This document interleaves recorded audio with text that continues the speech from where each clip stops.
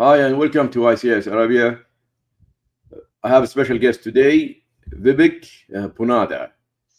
He lives in Texas, Houston. He's been in the OT industry for nearly 30 years and the OT security almost 12 years. He is the SVP Growth and Strategy. Senior Vice President Growth and Strategy at Frenos. So welcome, Vivek. Thank Hello. you. Yeah, I appreciate it. Thank you for having me. You're welcome. Nice to have you. So why don't you tell us about yourself, about your journey? It's been like 30 years and in OT, so I'm sure you have lots of things to share with us. Please. Yeah, sure, definitely. So, as I said, I've been in OT pretty much all my career. Back when I finished high school, I became an instrumentation technician. So that's my entry into OT point. OT as in instrumentation and controls. I worked for GE for several years as a gas turbine controls engineer. Traveled the world, commissioning turbines for compression as well as oil and gas in different applications and power plants. So after that career, I kind of took a pause, went back to school, got my MBA, and then GE hired me back as a salesperson to sell control system upgrades, mostly in the US and Canada. And that's how I got my entry into OT cybersecurity because the power industry, power vertical in the US, in North America in general, is under NERC. So I got my hook into OT security that way. And since 2013, I've been in OT security. I left GE a few years ago, joined a company called Nozomi Networks, which some of the folks on the call would be familiar with. I left Nozomi back in January this year and moved to this company called Frenos. So that's been my OT journey. Wow. You've been working with very popular or famous companies. Zoomi now has been merged or Yeah, some. they've been talk of the town for the past few days. So Yeah.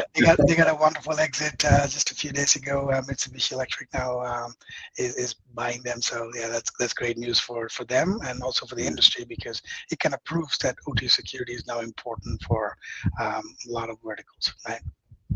All right. Uh, so you think, big companies or large companies, but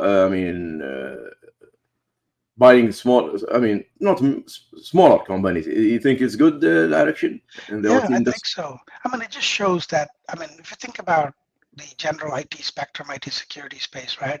When Google purchases a company like Wiz for multiple tens of billions of dollars, or when Cisco acquires Splunk for tens of billions of dollars, that's considered, hey, that's based on the industry's growth and how important it is for the overall um, security landscape, right?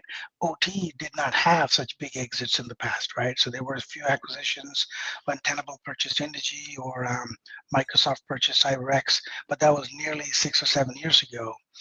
So all the venture-backed funding into these OT security startups haven't had a lot to show and say, hey, this is the growth of the industry. So I think this exit is excellent because it kind of becomes a data point for others to think about investing in the industry. So there should be more startups based on this, plus the existing startups that are thinking about exiting, whether it's an IPO or other companies looking for them. It just gives other validation in the industry. So I think it's good overall. Cool. Uh, I've noticed that you are also a fellow, cybersecurity. No, fellow at ICE, right? Not at ISA, no, at CSA. So Sorry, CSA yeah, is a nonprofit in the industry that's been around for a few years. So I'm part of them. Some organizations use this term fellow, right? It so yeah, happens that, as an example, Steve Mustard is a fellow at CSA as yeah. well as Uh-huh. much bigger ISA, right? ISA is the mothership.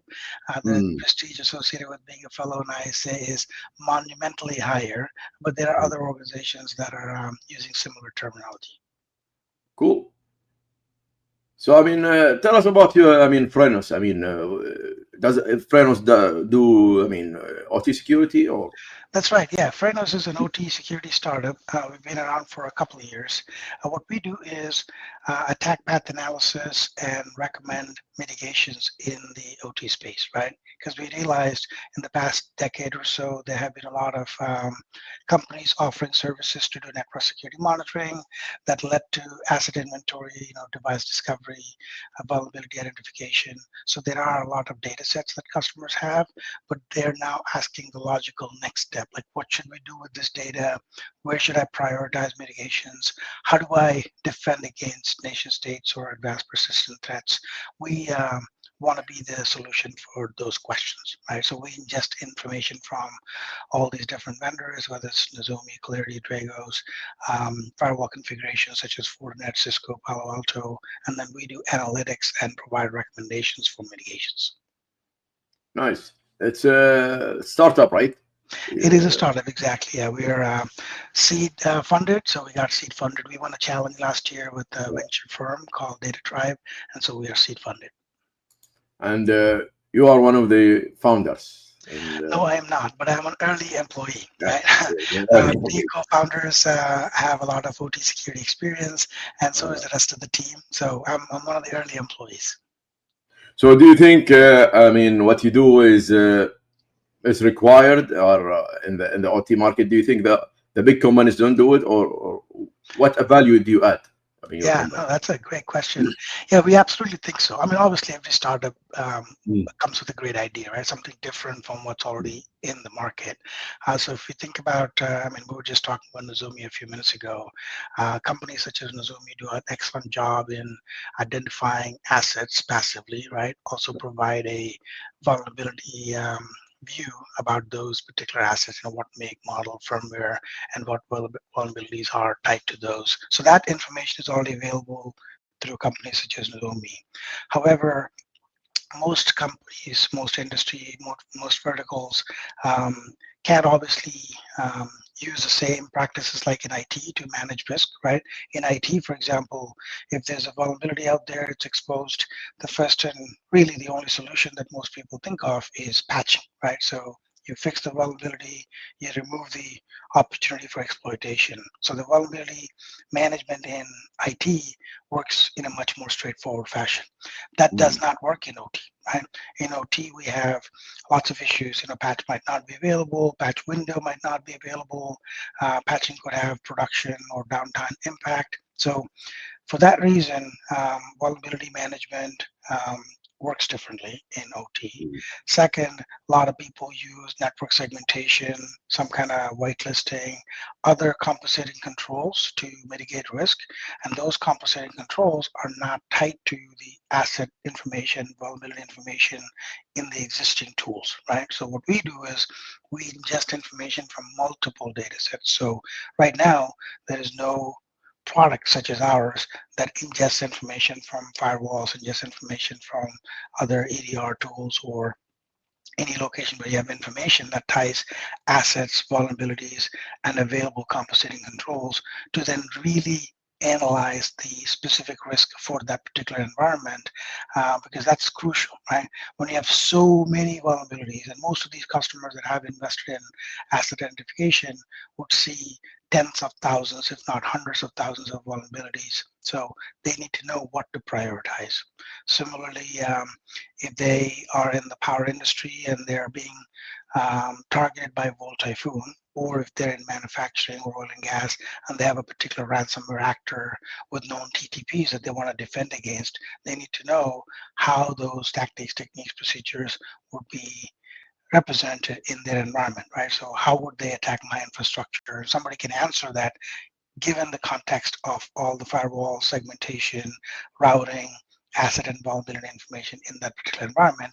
It's a huge value add in prioritizing what to do, right? Because there's a ton of things to do, so you need to know which one to focus on, which one to prioritize first. So I think that's why we believe there's a huge value add with a product such as ours. So, I mean, what you're talking about is like the posture, right? Security posture. Exactly. Yeah, because that's the key difference between IT security and OT, right? Mm. In IT security, you can do a risk assessment and you say, okay, all these are particular risks, and the solution is patching them on Sunday, right? So by Monday morning, you might be ready after having the weekend of patching done, right? In OT, that's just not practical.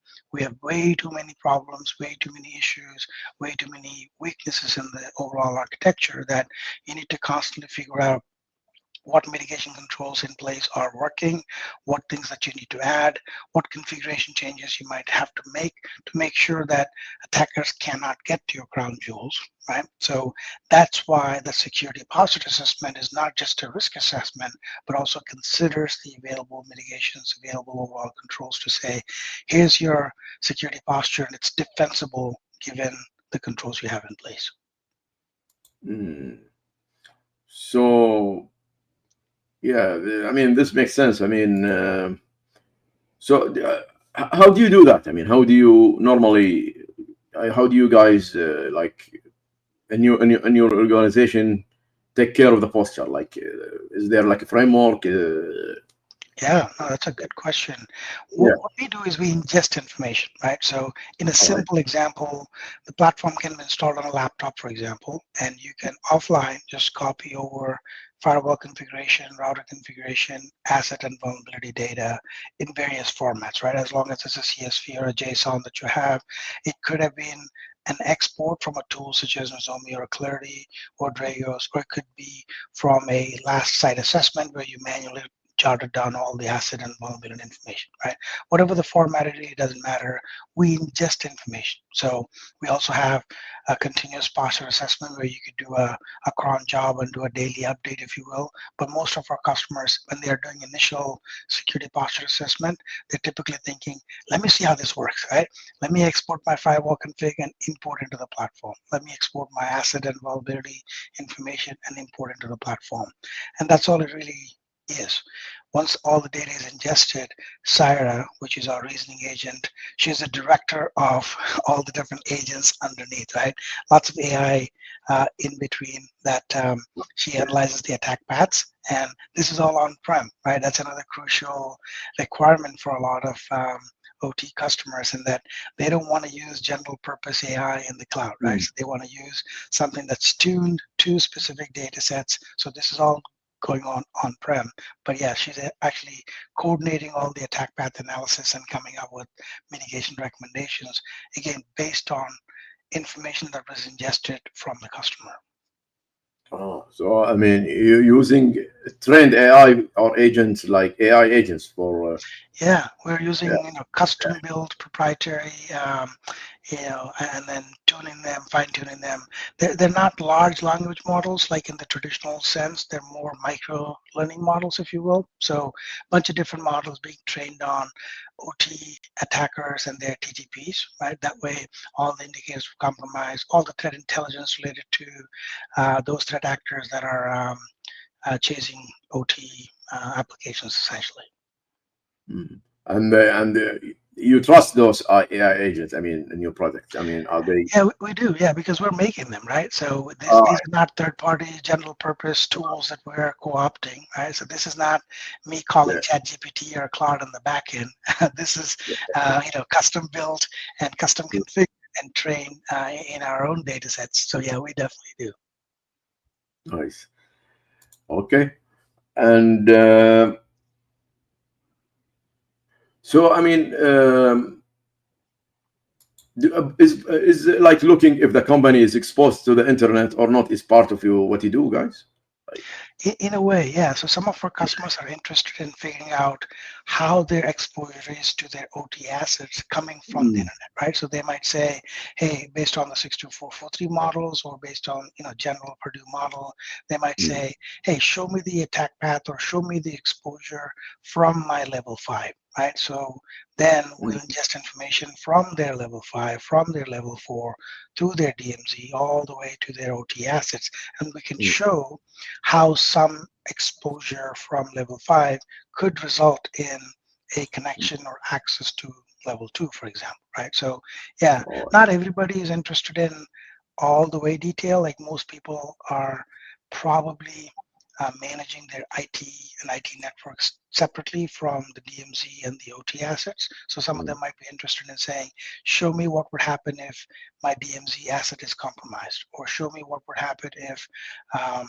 someone plugs in the USB into this workstation. So there might be different scenarios of assumed breach, right? Because we're building a digital replica of the network with all the information that we're ingesting, right? So we're building a digital twin. So what we are is completely offline and independent of their production environment. So really, we're not injecting any packets into the network. We're not causing any disruption. We're not causing that initial breach, right?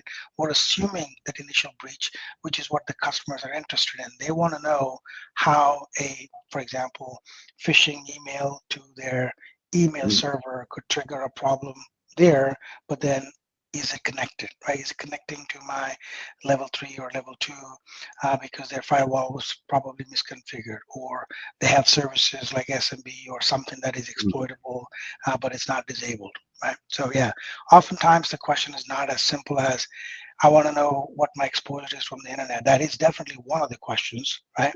But the question could be very different. Their question could be, that's good, I understand that.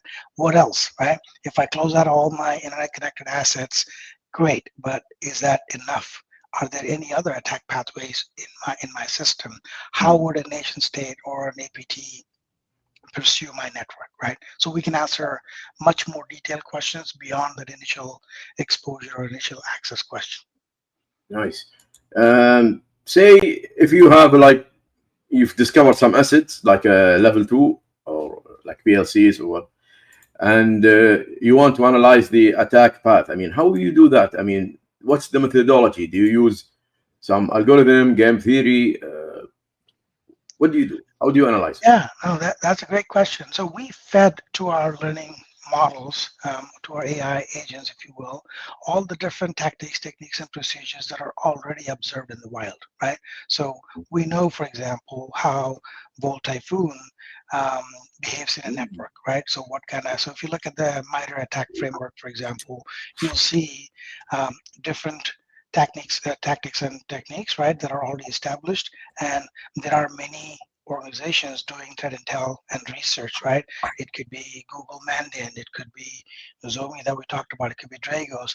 They all publish information about these indicators of compromise and the different tactics and techniques that are being used in the wild with various campaigns, right? So we ingest all that information into our tool. So our AI is being trained on, hey, this particular actor, this particular Typhoon is using these particular techniques, right?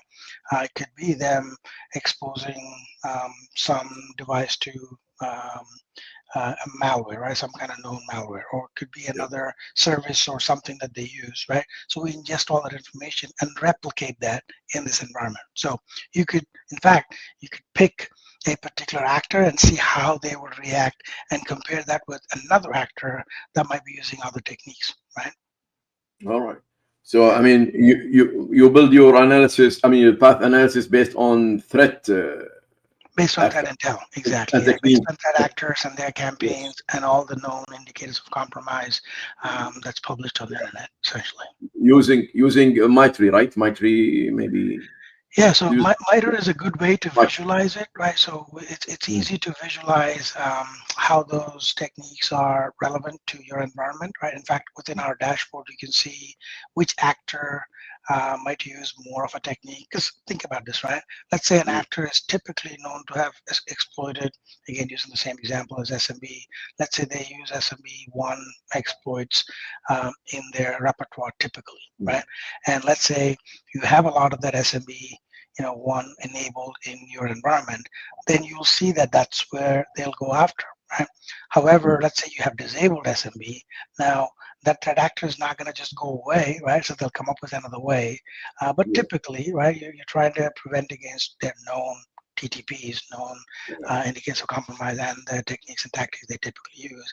And another attacker might be using another technique altogether, right? Yeah. So they might use something related to PowerShell and something related to some kind of OT protocol. So yeah, so the view that we can show is how would any of those APTs be able to propagate within this network. It doesn't mean that they can't change their techniques, but we're just using Yeah. generally aware, generally known techniques that are already documented, right?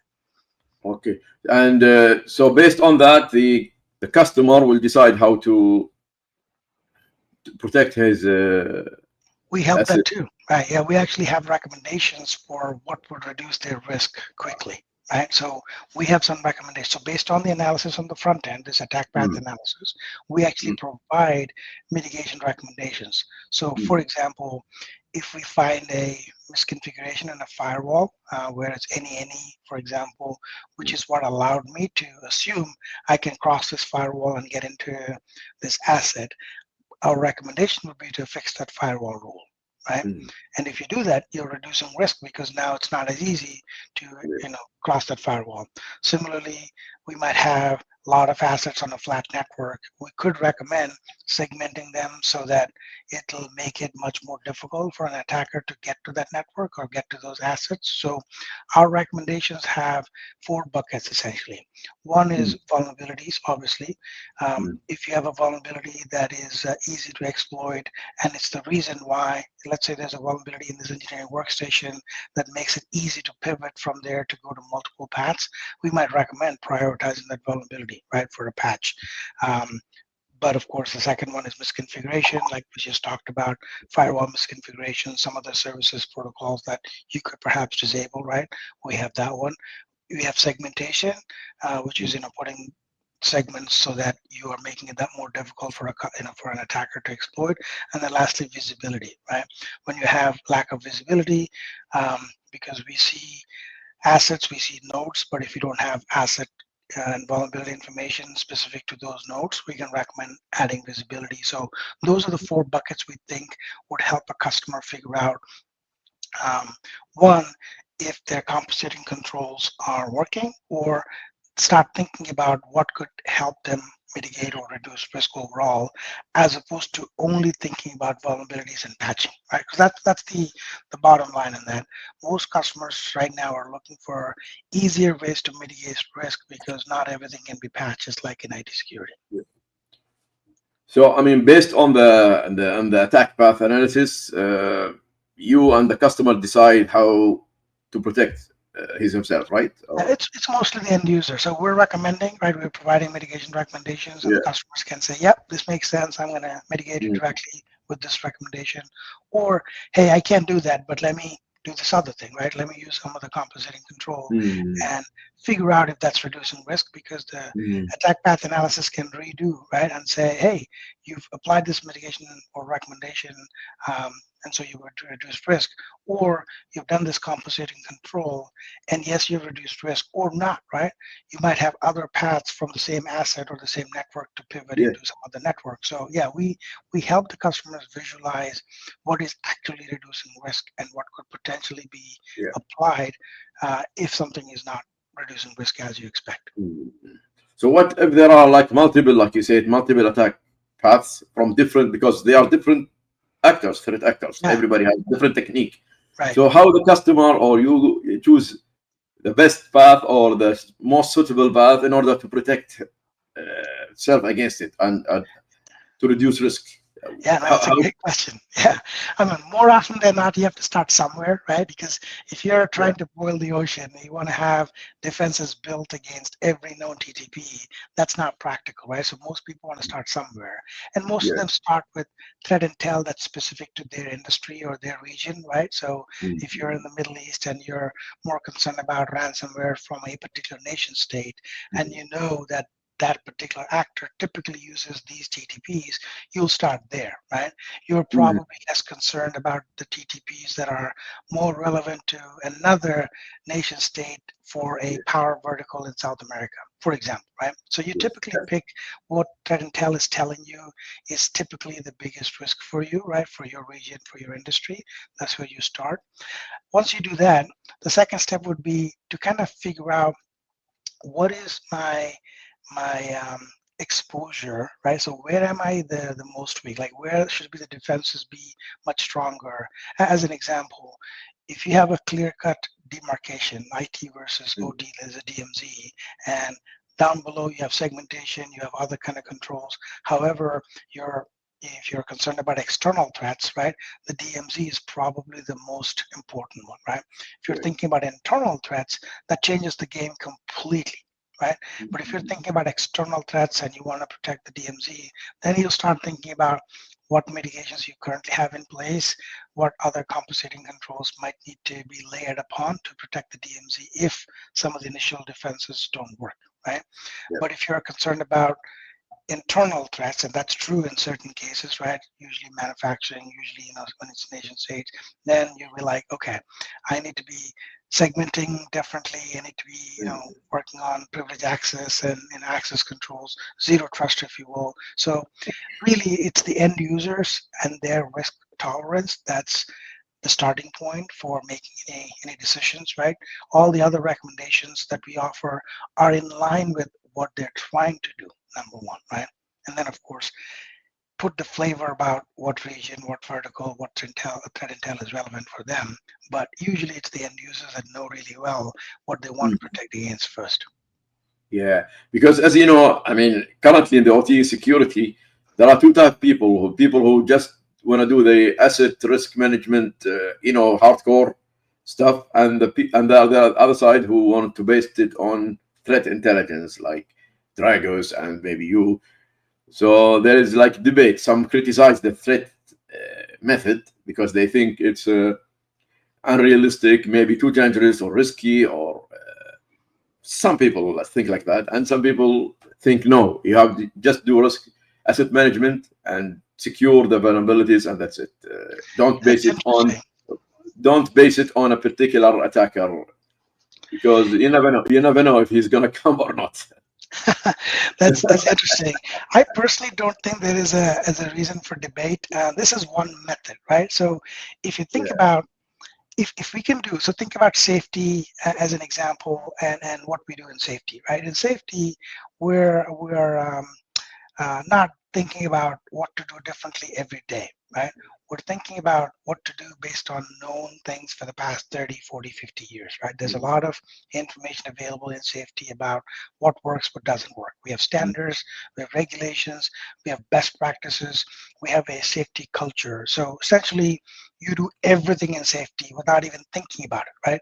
When you walk into a plant floor, even if nobody tells you, by default, all of us would only step into the plant floor if you have your safety boots on. You'll always put on your hard hat, you'll put on your safety glasses. And if you go to a new place, you will pay attention to the first 10 minutes of the safety video that tells you what the local speed limit is, what hearing protection, if you need double hearing protection. So all these things are just natural, right? We're far from that situation in security, right? If in the future there is a day when all you have to think about is, hey, we have vulnerabilities addressed in this fashion, our systems are secure by design, we have zero trust principles everywhere, we have technology that is defensible, then yeah, maybe at that point you just do your thing. However, we are far from it right now. We have tons of vulnerabilities, we have tons of security gaps, we have insecure by design systems. That's why we have to think about prioritizing something, right? Now, Yeah. how you prioritize, we have a view, right? So Dragos has a similar view that you focus on threat intel and start defending based on what is relevant to your industry or your region. We're Yeah. kind of aligned in that fashion, right? If you have a different method in prioritizing, by all means do it, right? Because at the end of the day, you're trying to boil the ocean on, Yeah. I got a million things to do.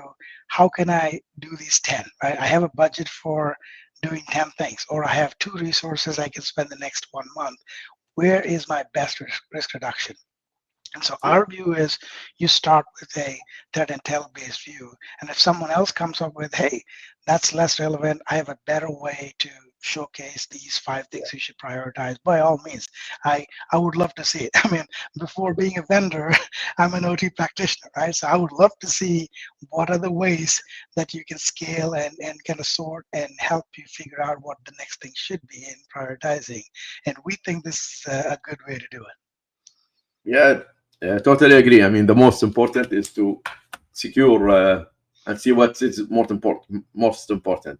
Exactly. Actually, I like studying, threat actors because they also give you a hint when you're building threat modeling, when you are assessing the risk, you start to have more ideas from the threat actors. You don't have really to follow how they attack, but just get an idea if they apply to your environment, and Yeah. then it's up to you whether which method you want to use. Yeah. From my opinion, so Yeah. Yeah, I mean, if yeah, not attackers, think of them as red teaming exercises, right? red So, team, yeah. how would someone exploit my network is what Mm, we're trying to defend against, right? If you know how someone else would exploit your network, then yeah, you might say, okay, I mean, no different from using a house example, right? If my front door is open, right, I better close the front door, right? yeah, If my back door doesn't have a latch, start thinking about putting a latch there, and that's how attackers enter into the system, right? So the front door or the back door or like a window. Similarly, in this OT security space, we got so many holes. Let's figure out where the easiest accessible things are, and let's go yeah, after them. And it's the attackers that are giving us, to your point, that intel. What would they do, right? So they're already doing this. They've already exploited someone, or they've already caused havoc somewhere. Let's use those in the case of compromise. Let's kind of replicate their TTPs yeah, and yeah, protect against them first. And then, of course, you can start thinking about adding other layers of defense.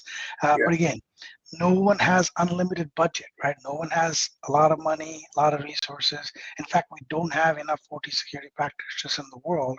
So we need to enable whoever that we have in being efficient, right? So they need to know, hey, I got like 2 hours to spend on vulnerability management.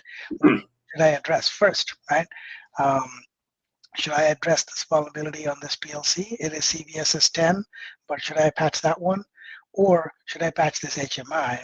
Well, maybe that PLC you cannot patch for the next 6 months because that's the next outage window. And even then, it might have other production impact or some other problem. But so let's start thinking about maybe patching this HMI. Might not be reducing overall company risk. Maybe it is because maybe it's the HMI that's the pivot point to access to that PLC. So by kind of cutting off the kill chain early on, right? Even if the CVSS score is low on this HMI, maybe that is the pivot point to get to the PLC. So start thinking about that. So yeah, essentially, it's the it's the enabler, right? So any kind of tool such as ours is an enabler for an existing resource to optimize their time and their money in terms of investment. yep, absolutely. Correctly, I correctly agree with you. And so, uh,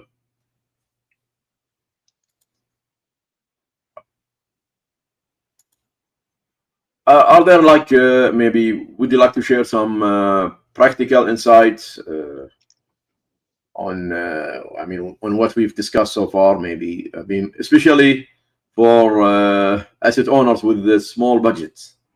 Yeah, Uh, I yeah, mean that's everybody, right? I mean, other yeah, than the big guys, everybody else is struggling to get budget yeah, because this has not been done before.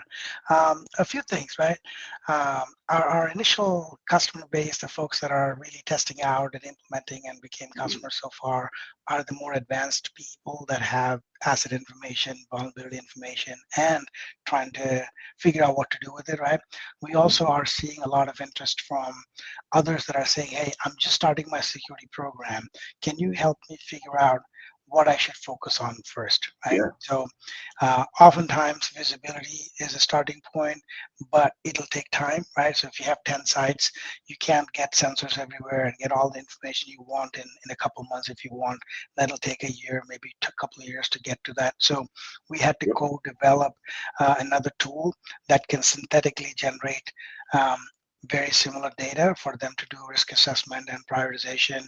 We called it Optica, um, so that customers can figure out where they should have their visibility program go next, right? So similarly, we have others that are asking the question, "Hey, I have these compensating controls. Are they working?" yeah, Right? So yeah, we're seeing a lot of folks anywhere between a high maturity level where I'm trying to optimize the resources and information that I have in defending. Others that are saying, I'm just starting. Can you help me figure out where I should focus on next? And do you suggest the top five? Maybe it's the SANS top five controls, or you don't? No, we align with that, right? So the SANS ICS top five controls, for example, does talk about defensible architecture as a starting point, right? So obviously it has other components, including security mode architecture, security mode access, if you will. Um, Talks about incident response as a focus. But yeah, we align with that idea, with those concepts in there for sure, because we're we're enabling people to do those same things better, right? That's the main difference between us trying to say, hey, here's the thing you should do. No, we're actually saying, here's your data, here's the context, here's how your network looks like for an attacker, here's how they would attack it. So let's kind of find defenses that work for you for your context. Okay. I mean, because the SANS model, I mean, is based on their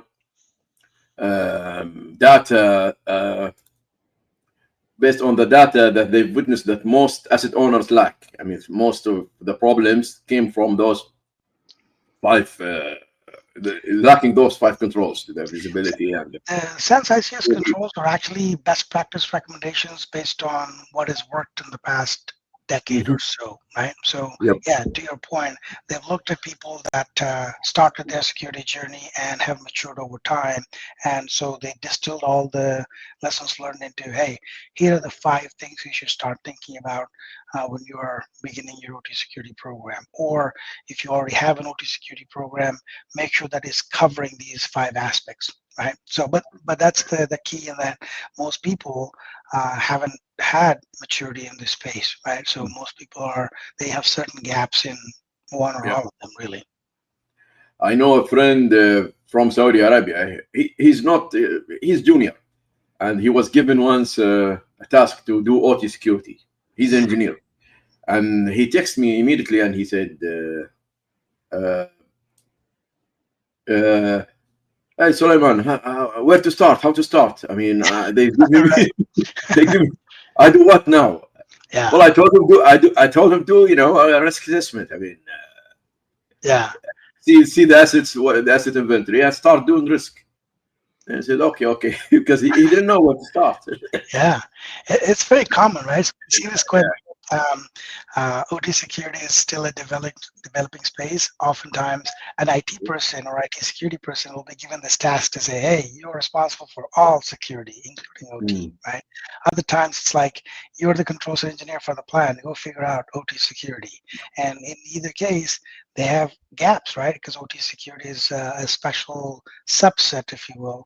It does encompass certain IT security principles, but also depends a lot on automation principles and instrumentation, right? So it does take a special skill set to really do a risk assessment in OT, right? An yeah. engineer by default doesn't have the capability to do a security assessment, right? So they do safety assessments all day long. Oftentimes, many of them are certified in safety as well. They have done functional safety studies. Those people can learn security easily, right? Mm, But yeah. they still need to learn. It's not a one-day situation, right? So it takes time to develop. Same thing with IT security people. So They can learn IT security too, but it will take it some takes time time. and, Takes time. and effort. Yeah. Yeah. So if you were him, imagine yourself, you are the engineer who called me, and you just started your role. Consider it as an advice or like imagination.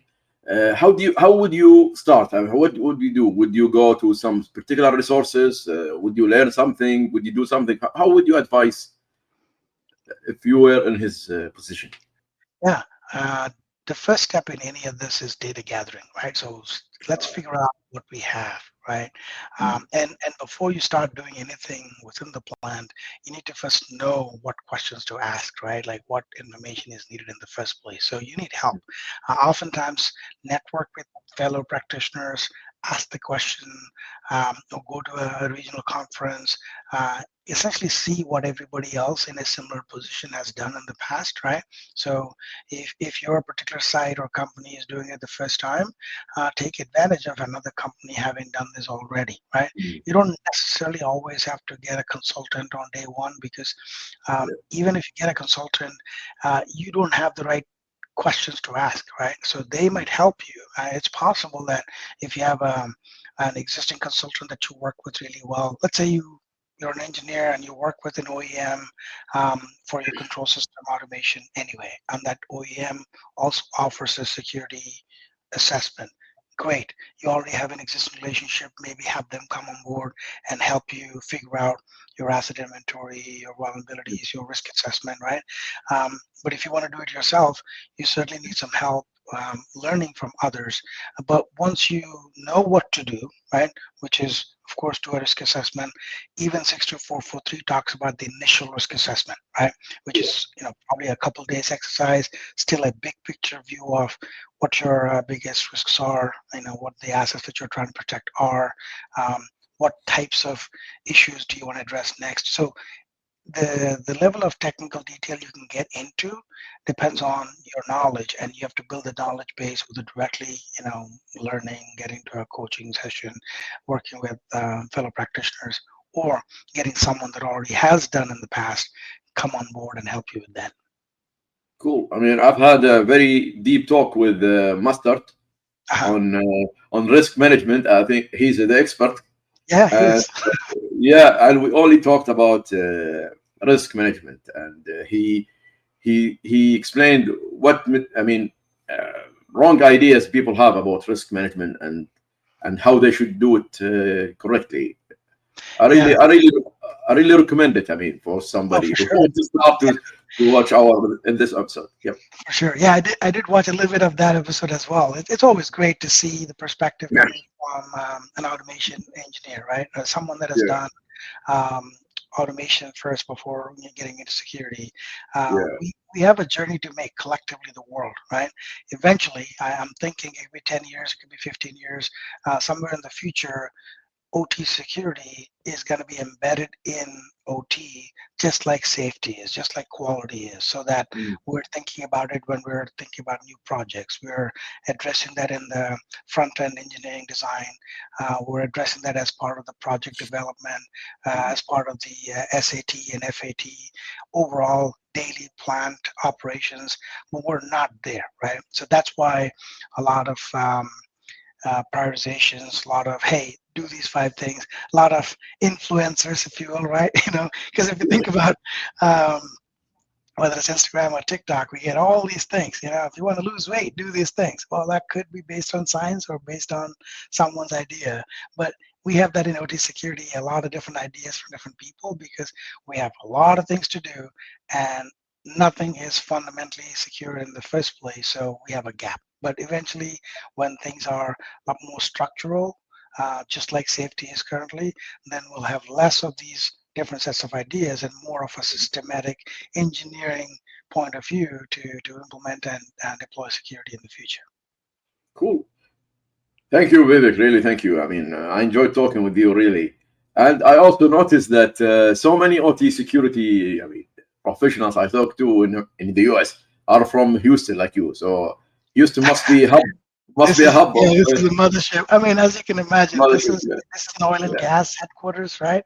All I mean, right. this is the reason why I moved to Houston like years ago when I was a gas turbine controls engineer. I commissioned turbine controls in like 14 countries, and nearly Wow. half the people I met were from Houston. So that's how I went to business school in Yeah. Austin and moved here because there's a lot of oil and gas here, right? Just like where you are. I mean, in the Middle East, we have a significant oil and gas presence, right? Obviously, Right. but many of those projects have an extension or a presence Wow. here as well. So I mean, does your company now they have work in the Middle East now? Yeah, we have. Yeah, I have a couple of POCs right now in the Middle Nice. East as well. So yeah, we our Nice. company's focus is on critical infrastructure security, right? So power, utilities, oil and gas, and manufacturing are the verticals we're targeting. So I have both customers and prospects in these verticals, including in the Middle East. Nice, man. And how do you see the Middle East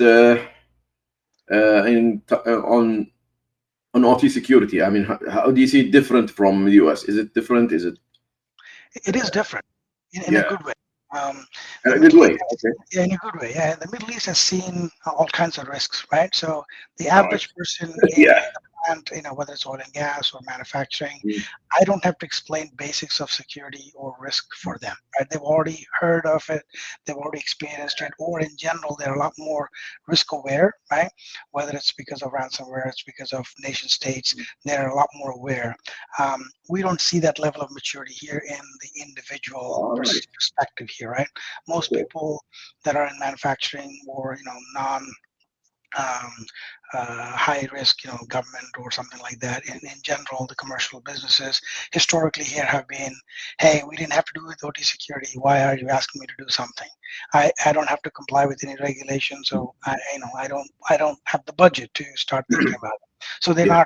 they're not typically thinking about risk, just like they do in the Middle East. So in that regard, the Middle East is a little bit more mature, right?